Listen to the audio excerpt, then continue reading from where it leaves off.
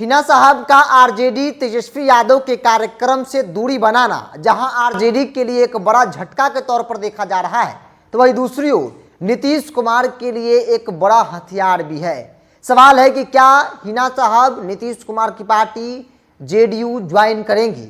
यह सवाल कोई मामूली सवाल नहीं बल्कि बड़ा सवाल है। नमस्कार, द इंडिया टॉप देख रहे हैं, मैं हूं आपके साथ बिरजू सिंह।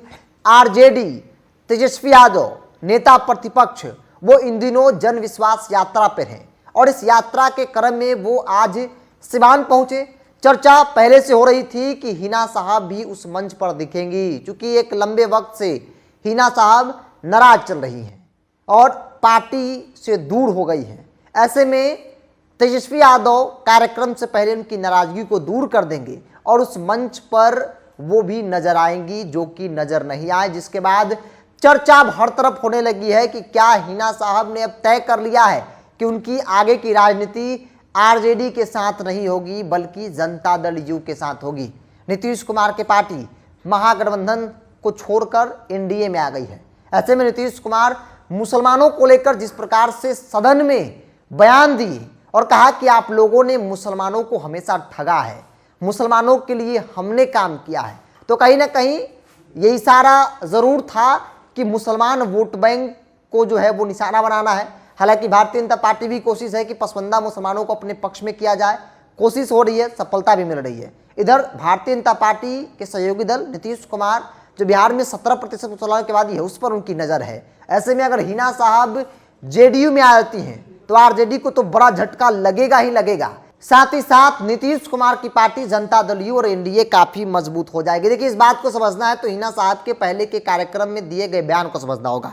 हिना साहब जो मोहम्मद शहाबुद्दीन की पत्नी है, उन्होंने पूर्व में हुसैनगंज के कार्यक्रम के दौरान एक बयान दिया था, जिस बयान की चर्चा खूब हुई थी। हिना साहब ने कहा था कि मेरे लिए हरा, पीला, लाल, गेरुआ कोई कलर गैर नहीं है, ये सभी हमारे अपने रंग है और जो लोग हैं वह भी हमारे अपने लोग हैं, मुझे किसी भी रंग से परहेज नहीं है। बता दें कि हिना साहब सिवान के पूर्व दिवंगत बाहुबली सांसद मोहम्मद शहाबुद्दीन की पत्नी हैं। हिना साहब ने साल 2009, 2014 और 2019 में लोकसभा का चुनाव लड़ा, जहां उन्हें हार का सामना करना पड़ा था। और हिना साहब के हार के पीछे का सबसे बड़ा कारण यादव वोट बैंक, चूंकि जब आरजेडी तरफ से इन्हें उम्मीदवार बनाया गया, आरजेडी का जो कोर वोटर बनाता है यादव, उन्होंने उनका साथ छोड़ दिया। और इस बात की भी नाराजगी है कि जहां मुसलमान कैंडिडेट नहीं होता आरजेडी का, यादव कैंडिडेट होता है, वहां मुसलमान यादवों को वोट तो करता है, लेकिन जहां आरजेडी मुसलमान कैंडिडेट देती है यादव वोट नहीं करता है। तो इसीलिए आगे की राजनीति अगर दूसरी पार्टी से करते हैं तो फिर उनकी राजनीति काफी सेफ हो जाएगी। और इसीलिए चर्चा है कि हिना साहब जो एक लंबे वक्त से नाराज चल रही थी, कहा गया कि इनकी नाराजगी तेजस्वी यादव खत्म कर देंगे, लेकिन सिवान पहुंचने के साथ ही उस मंच पर जब तेजस्वी यादव पहुंचे तो उस मंच पर शहाबुद्दीन परिवार से कोई नहीं था। एक बार भी शहाबुद्दीन साहब का नाम जो है वो तेजस्वी यादव नहीं लेते हैं, क्योंकि सिवान की पहचान मोहम्मद शहाबुद्दीन के नाम से होती है। लेकिन उस भूमि पर जाकर, उस मंच पर जाकर उन्होंने एक बार भी याद नहीं किया।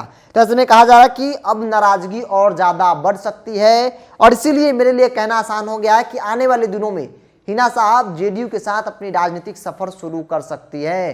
क्योंकि पहले ही उन्होंने कहा था कि मेरे लिए हरा हो, पीला हो, गेरुआ हो, मेरे लिए कोई भी रंग जो है वो पराया नहीं है, सब अपना ही है। उन्होंने इशारों में कह दिया था कि हमारे सब हैं और हम सबके हैं। ऐसे में जो कुछ भी होगा परिस्थिति के हिसाब से फैसला लिया जाएगा। तो हिना साहब मुसलमान का एक बड़ा चेहरा, शहाबुद्दीन की पत्नी, और उनकी नाराजगी आरजेडी को न सिर्फ सिवान में भारी पड़ेगा बल्कि बिहार के दर्जन में ऐसी सीटें हैं, 13 ऐसी लोकसभा सीटें हैं जहां कम से कम 12% और अधिक से अधिक 67% मुसलमानों की आबादी है। वहां पे सीधा असर जो है वो डाल सकती है और आरजेडी को एक बड़ा झटका लग सकता है। बहरहाल आपकी क्या राय है, आप अपनी राय को कमेंट बॉक्स में रखिए। अगर आप मेरे चैनल को यूट्यूब पर देख रहे हैं तो सब्सक्राइब कर लीजिए, फेसबुक पर देख रहे हैं तो पेज को लाइक और फॉलो कर लीजिए।